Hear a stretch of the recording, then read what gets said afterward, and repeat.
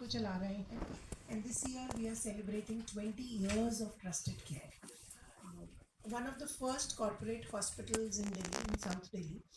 हमारा हमेशा endeavor रहा है कि जो भी ongoing या upcoming diseases हैं उसके लिए हमारी एक preparedness हो. तो हमने हमेशा एक सब clinic को launch करने की अपनी एक कोशिश रखी है. So we also run a pancreatic clinic. Pancreas की जो बीमारियां होती हैं बड़ी स्पेसिफिक बीमारियां होती हैं एंड एक जीआई सर्जन ही उसको स्पेसिफिकली ट्रीट करते हैं.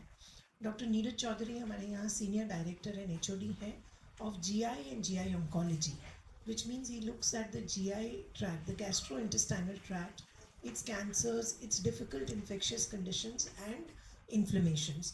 तो ये जो एक केस जिसके आज हम जिसकी डिटेल्स आपके साथ शेयर करने वाले हैं एक बहुत ही रेयर केस है and if not treated well in time it can be fatal also.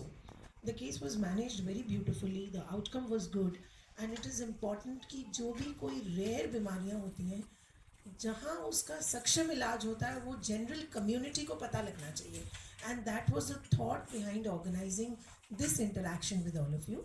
For more details, Dr. Neeraj will share how the patient came, what was the presentation, what we did, and then the patient will share his experience. Thank you for joining us.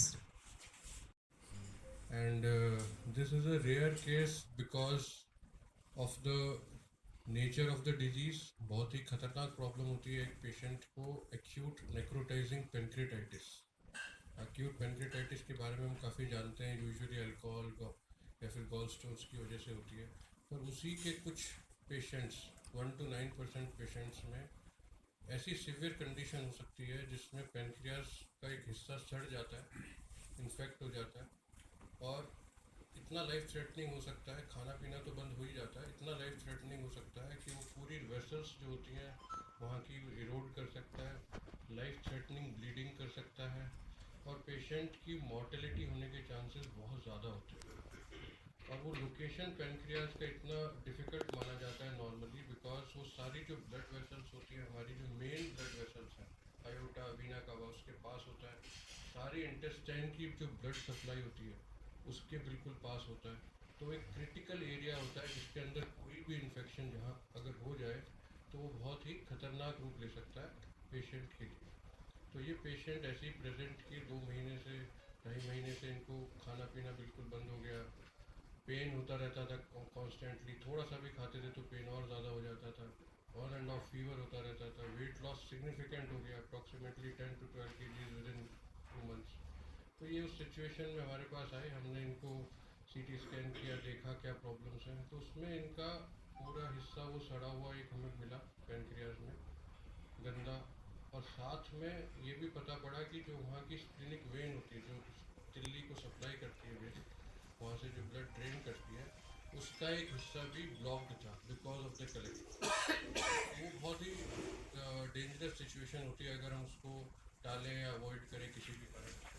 तो हमने इनको समझाया कि बहुत ही acute nature of the problem है, इसको जल्द से जल्द करना ज़रूरी है. इसके पहले ट्रीटमेंट ऑप्शंस ओपन या लेप्रोस्कोपी होते थे. रिसेंटली हम ये सारे काम रोबोटिक टेक्नोलॉजी से कर सकते हैं. जो हमारे पास हॉस्पिटल में state of the art robotic platform है. तो हमने ये बहुत ही रेयर कंडीशन है, यूजुअली इसको रोबोटिक में अगर आप देखेंगे लिटरेचर में तो बहुत ही रेयर किसी में ये अटेम्प्ट किया होगा क्योंकि बहुत डिफ़िकल्ट लोकेशन होती है.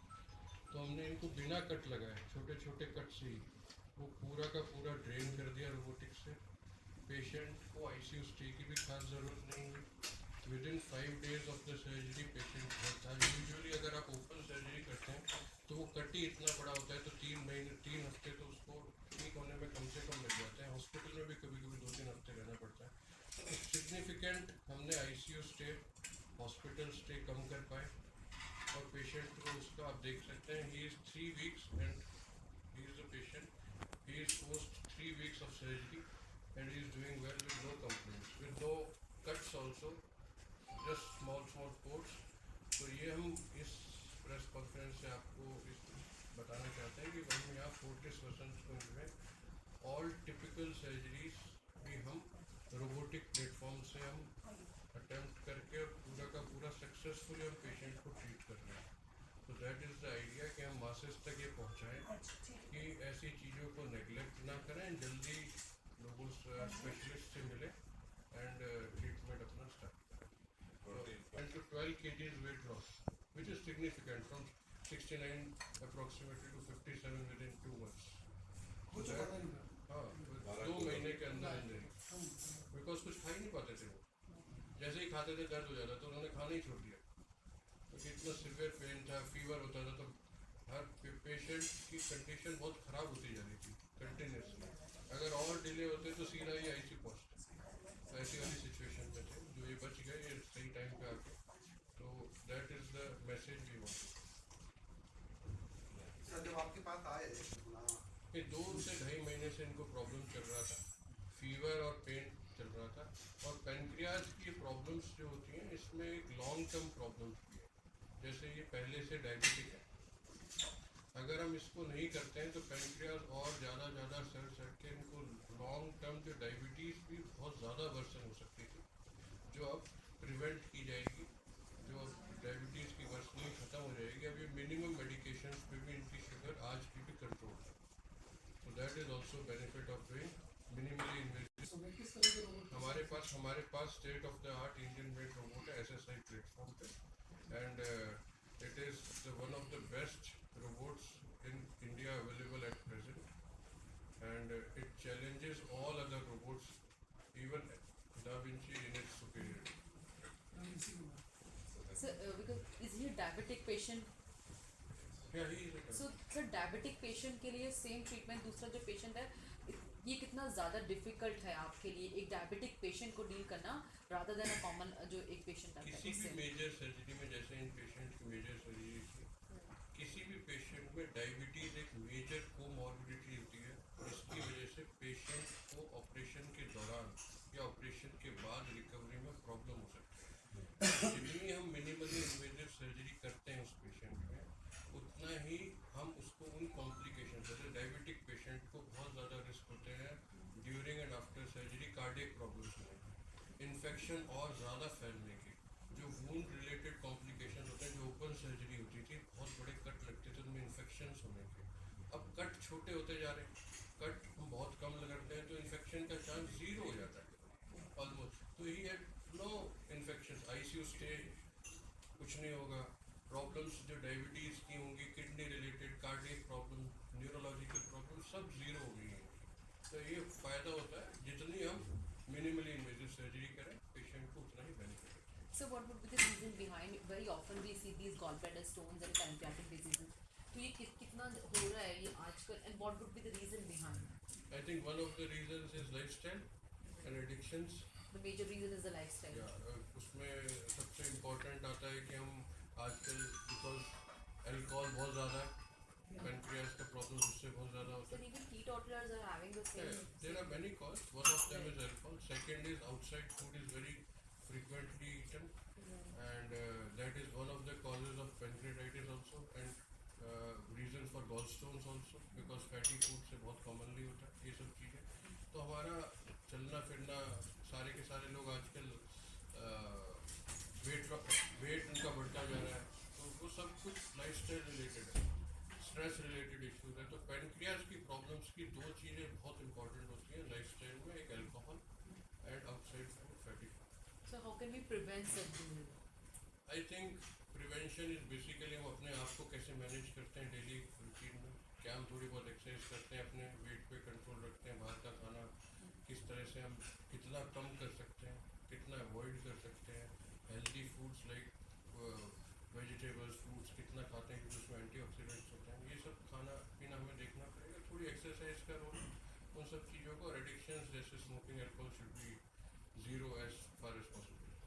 तो sir Neeraj, world of pancreatitis necrosis यानी WOPN कितनी गंभीर बीमारी है एज ए सर्जन आप मानते हैं, और आपने सर रेशो भी रखे कि पूरे दुनिया में 1% से 9% के आसपास होती है। वर्ल्ड ऑफ पेनक्रियाटिक नेक्रोसिस का मतलब होता है जो पेनक्रियास सड़ जाए और उसमें पूरा एक कैविटी में बना दे अपने आप को, और वो पूरा ब्लड वेसल्स के पास होता है, तो एक बहुत ही गंभीर प्रॉब्लम होती है। इन्फेक्शन एक चीज़ है, खाना पीना बिल्कुल सेकंड दूसरा है, थर्ड है उसके कॉम्प्लिकेशंस इतने खतरनाक हो सकते हैं क्योंकि सारी ब्लड वेसल्स पास में होती है, तो वो इन्फेक्शन इन्फेक्शन उसमें उसके इरोड कर देता है वेसल्स को, मैसिव ब्लीडिंग की वजह से पेशेंट कभी कभी घर से अपने नियरेस्ट हॉस्पिटल तक भी नहीं पहुंच पाता, इतनी टॉरेंशियल ब्लीडिंग हो सकती है उससे। तो ये सिर्फ ये जो इन्फेक्शन था ये अल्कोहल आपने बताया एक रीज़न होता है, गॉलब्लैडर स्टोन्स, उसके अलावा इनको जो इन्फेक्शन का क्या कारण है? इनका इनका मोस्ट प्रॉब्ली वन रीज़न था डायबिटीज़, अपने आप में एक रीज़न हो सकता है, दूसरा थोड़ा बहुत बाहर का खाना पीना, ये नॉन अल्कोहलिक है, ये अल्कोहल नहीं लेते और इनको गॉल ब्लैडर में भी कोई स्टोन नहीं और है। सिम्टम्स इनको किस तरह के और कब से आ रहे थे? 2 से ढाई महीने से सिम्टम्स थे, पेन और फीवर के, जिसके लिए वहाँ पे एडमिट भी हुए 1-2 बार और उनको रिलीफ नहीं मिला। Sonipat, this patient is from Sonipat, a place called Gohana. मैं नवीन जी से बात करूँगा, क्या सोचा आसपास के डॉक्टर पे गए होंगे आप? हाँ, मैंने वहाँ दिखाया वहाँ से वहाँ क्या रिजल्ट मिला और यहाँ के लिए किसने बताया? वहाँ सर मुझे कोई रिस्पांस नहीं मिला, वहाँ रिस्पांस नहीं मिला। मैं रोहतक भी गया, गोवाना भी गया, वहाँ एडमिट भी हुआ, मुझे कोई मतलब मतलब इस दर्द में आराम नहीं मिला, आराम नहीं मिला मेरे को। डायग्नोज ही नहीं हुआ उसका, कोई डायग्नोसिस डायग्नोज बना नहीं पाए वो डॉक्टर साहब, वहाँ मैंने दिखाया, डायग्नोज नहीं बना पाए। 2-2.5 महीने से मैं काफ़ी परेशान था, खाना पीना बंद था, सब कुछ था मेरा। रहने वाले कहाँ के हैं? गोवाना गोवाना के। गोवाना के दिल्ली में आप आए इधर, हाँ जी, बिल्कुल। यहाँ किसने सजेस्ट किया, क्या पता लगा, किस तरह से मतलब फोन? भाई साहब ने ये पता करा था जी, बस सर ये तो बहुत सीरियस था, उम्मीद नहीं थी होने का। में हम तो भटक के यहाँ बसंत कुंज आए थे फोर्टिस में, तो यहाँ पे डॉक्टर नीरज ने, उनकी टीम ने डिटेलिंग इवैल्यूएशन किया, इनको समझा के हमें कि रोबोटिक सर्जरी की, और रोबोटिक सर्जरी के बारे में बताया क्या होता है। हम तो सोचते रोबोट करता है, उन्होंने बताया कि रोबोटिक सर्जरी से अंदर बिल्कुल साफ दिखता है, 10x से ज़्यादा कहीं भी गलती नहीं होती है, कहीं भी ब्लड लॉस नहीं होता। इसका 12 ग्राम खून पहले था, अब भी 12 ग्राम ही है। 3 हफ्ते हो गए, इसकी रिकवरी बहुत अच्छी हुई है, स्टेबल है, और खा पी रहा बिल्कुल, हम खुश हैं इससे। तो मेरा सवाल ये था कि आप जब गोवाना से यहाँ पे आए तो दिल्ली का हॉस्पिटल, दिल्ली में बहुत सारे हॉस्पिटल हैं, तो आपको किसी ने सजेशन दिया कि फोर्टिस हॉस्पिटल में ये डॉक्टर है? हमने अपना सर नेट पे देखा, डॉक्टर डिस्कस किया, हाँ डॉक्टर नीरज चौधरी भी NCR में रेटिंग 3 थी। गवर्नमेंट हॉस्पिटल में गए आप? हाँ गवर्नमेंट गया, रोहतक भी गए, सन फ्लैग में। यहाँ दिल्ली में भी?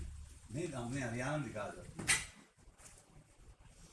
हमने मोनिका जैन से भी बात की थी एक्शन बालाजी में, तो उन डॉक्टर नाम हम पता लगा कि ये इनकी रेटिंग ज़्यादा है, नाम सुना इनका, तो उससे आए थे हम यहाँ पे।